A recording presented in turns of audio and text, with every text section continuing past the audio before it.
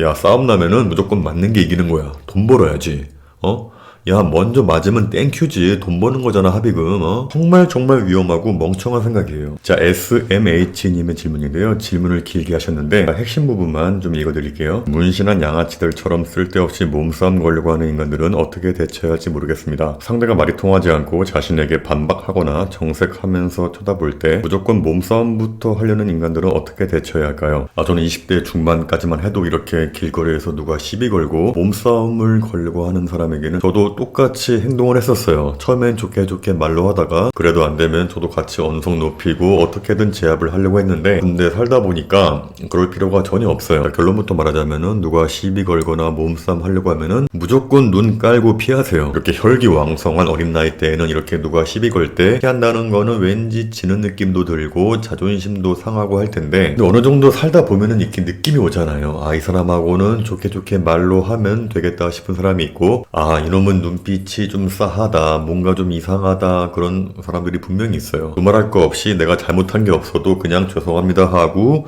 피하는 게 최고예요. 사람이 어떤 행동을 할까 말까 하고 고민할 때 본능적으로 가장 먼저 떠오르는 게 있잖아요. 내가 이 행동을 했을 때 얻는 게 무엇일까? 얻는 게 있고 이득이 있어야 어떤 행동을 해야 할지라고 마음먹고 학교든 직장이든 어떤 모임이든 누가 부당하게 나를 대하고 무시하고 하대하면 당연히 대응해야죠. 그런데 그냥 우연히 보게 되었고 다시는 볼 일도 없는 그런 존재가 몸싸움을 걸려고 했을 때 내가 거기에 대응을 해서 얻을 수 있는 게 아무것도 없어요. 자, 이렇게 누가 지나가면서 어깨빵을 탁 쳤는데 쳐다봤더니 사과도 안 하고 뭐 이러면서 다가오면서 더 화내고 몸싸움을 하려고 해요. 자, 여기서 두 가지의 선택지가 있죠. 하나는 대응한다. 두 번째는 죄송합니다 하고 그냥 간다. 자, 대응을 했어요. 여러 가지의 가능성을 한번 따져보자고요. 아저씨가 먼저 쳤잖아요 하면서 따졌는데 완전 또라이라서 더 소리 지르면서 멱살까지 잡히고 욕 먹고 온갖 수모 당하고 끝날 수도 있는데 이럴 때는 기분도 더럽죠. 짜증나죠. 시간 낭비했죠. 그날 하루 다 망쳤죠. 자존감 내려가죠. 게다가 쓸데없이 아무런 이득이 없이 에너지만 낭비했죠.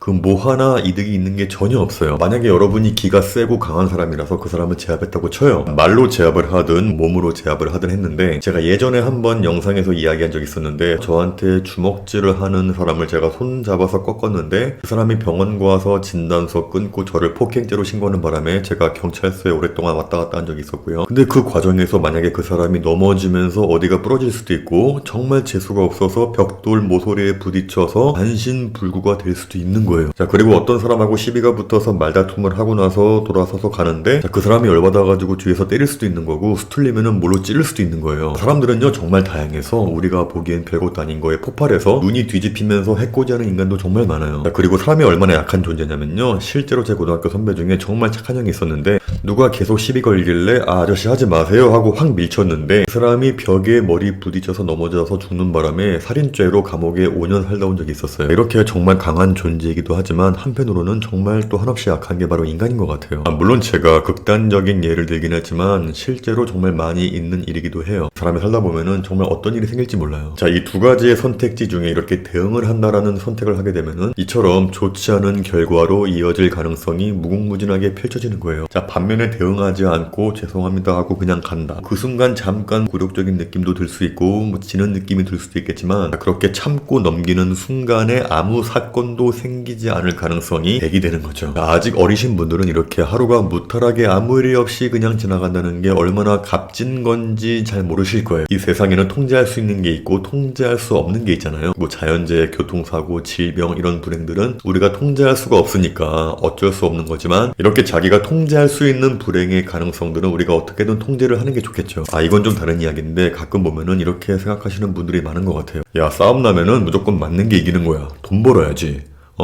야, 먼저 맞으면 땡큐지. 돈 버는 거잖아, 합의금.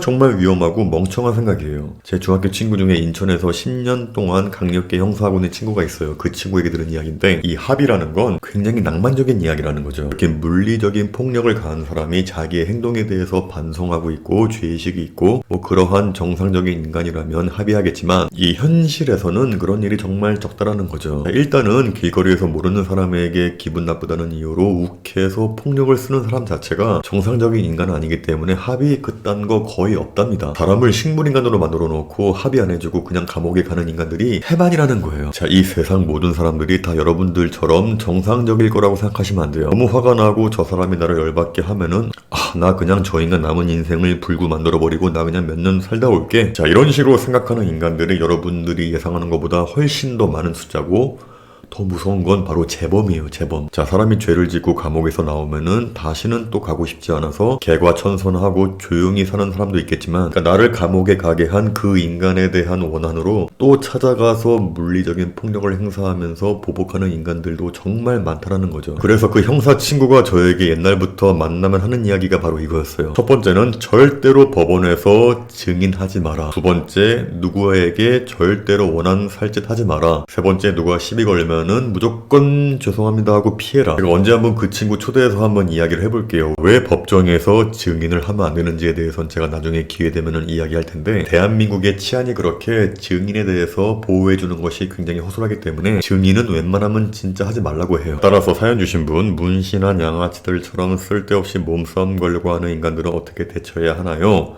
결론은 무조건 잘못한 게 없어도 무조건 사과하고 피해라. 전 특히 결혼하고 아이를 낳은 이후로 이런 트러블이 생길 것 같은 분위기나 그런 심상치 않은 분위기가 있으면요, 전 무조건 눈 안 마주치고 눈 깔고 피합니다. 자, 왜냐하면 제가 지켜야 할 게 많거든요. 제가 잘못되면은 우리 와이프랑 우리 애들 어떻게 해요? 아예 그런 문제가 생길 여지를 무조건 피해서 해코지 당할 가능성을 0%로 만들기 위해서 매일매일 열심히 눈 깔고 다니는 거죠. 뭐 자존심 그딴 거 아무 쓰잘데기 없는 거예요. 그냥 오늘 하루 무탈하게 아무 일이 없이 지나가는 게 최고예요. 무조건 참고 눈 깔고 피하세요. 무조건.